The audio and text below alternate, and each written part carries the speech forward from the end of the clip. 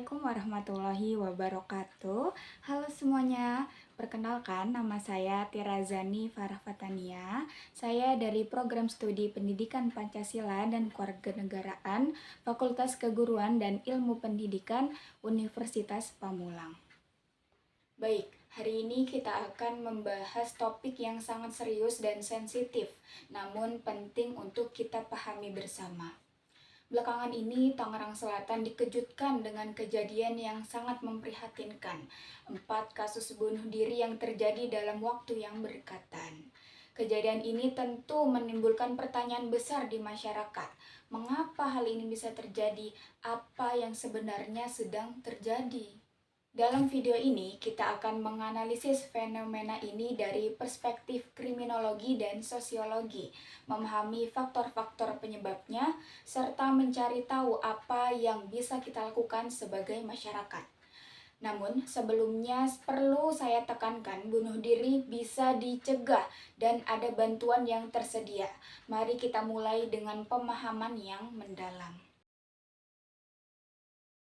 Sebelum kita masuk ke analisis kasus, mari kita pahami dulu apa itu kriminologi dan mengapa relevan untuk membahas fenomena bunuh diri. Kriminologi adalah ilmu yang mempelajari kejahatan, perilaku menyimpang, dan reaksi masyarakat terhadap perilaku tersebut. Jadi, kriminologi tidak hanya mempelajari tindak pidana atau kriminal dalam pengertian hukum, tetapi juga menganalisis mengapa seseorang melakukan perilaku menyimpang, faktor-faktor apa yang mempengaruhi perilaku tersebut, bagaimana konteks sosial, ekonomi, dan psikologis berperan, serta bagaimana masyarakat merespon dan bisa mencegah perilaku tersebut. Meskipun bunuh diri bukan tindak kriminal dalam hukum Indonesia karena tidak ada sanksi pidana dan korbannya adalah perilaku itu sendiri, kriminologi sebagai ilmu sosial tetap sangat relevan untuk menganalisis fenomena ini. Mengapa? Karena kriminologi modern tidak hanya fokus pada kejahatan itu sendiri, tetapi pada perilaku yang menyimpang yang dipengaruhi oleh faktor sosial, ekonomi, psikologis, dan struktural dalam masyarakat. Sekarang mari kita bahas faktor-faktor spesifik yang mungkin berkontribusi pada kasus-kasus di Tangerang Selatan. Penting untuk dipahami bahwa bunuh diri hampir tidak pernah disebabkan oleh satu faktor tunggal, melainkan kombinasi dari berbagai tekanan. Pertama, tekanan ekonomi.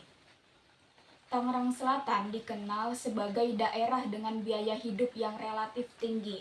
Tekanan untuk memenuhi standar hidup urban, cicilan rumah atau kos, biaya pendidikan anak, dan kebutuhan sehari-hari bisa sangat membebani. Pasca pandemi, banyak orang yang mengalami penurunan pendapatan atau kehilangan pekerjaan, beban utang yang menumpuk, PHK, atau ketidakstabilan finansial menciptakan stres kronis yang sangat berat. Yang kedua, isolasi sosial. Banyak pendatang di Tangerang Selatan yang jauh dari keluarga besar dan support sistem tradisional mereka. Jam kerja yang panjang dan kurangnya waktu untuk bersosialisasi membuat orang kehilangan koneksi sosial yang bermakna. Ketika krisis datang, mereka tidak punya tempat untuk berbagi beban. Lalu yang ketiga ada stigma kesehatan mental.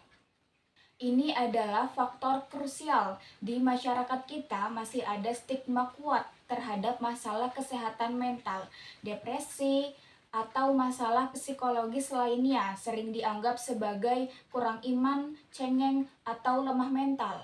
Akibatnya, banyak orang yang menderita tidak berani mencari bantuan profesional. Mereka menyimpan masalahnya sendiri sampai mencapai titik kritis. Yang keempat, akses terbatas terhadap layanan kesehatan mental. Meskipun Tangerang Selatan adalah kota besar, layanan kesehatan mental masih terbatas. Biaya konseling atau psikiater bisa mahal, waiting list panjang, dan tidak semua fasilitas kesehatan memiliki psikolog atau psikiater. Ditambah lagi, banyak orang tidak tahu kemana harus mencari bantuan atau merasa proses mencari bantuan terlalu rumit. Yang kelima, media sosial dan tekanan performa. Era digital membawa tekanan baru. Orang terus-menerus membandingkan hidupnya dengan kehidupan sempurna yang ditampilkan di media sosial. Ini menciptakan perasaan tidak cukup, gagal, atau tertinggal. Yang keenam, masalah hubungan personal. Masalah dalam rumah tangga, perceraian, konflik keluarga, atau putus hubungan romantis bisa menjadi pemicu, terutama jika dikombinasikan dengan faktor-faktor lain. Sekarang pertanyaannya, apa yang bisa kita lakukan untuk individu jaga kesehatan mental Anda sendiri? Ini bukan kemewahan, ini kebutuhan dasar seperti kesehatan fisik.